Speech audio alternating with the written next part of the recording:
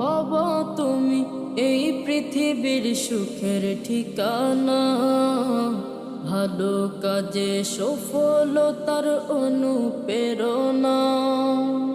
বাবা তুমি এই পৃথিবীর সুখের ঠিকানা, ভালো কাজে সফলতার অনুপ্রেরণা।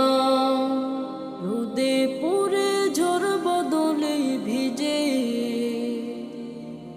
প্রতিদিনই কষ্ট করো কি যে, নিজের কষ্ট বুকে চেপে ফুটাও মুদের হাসি।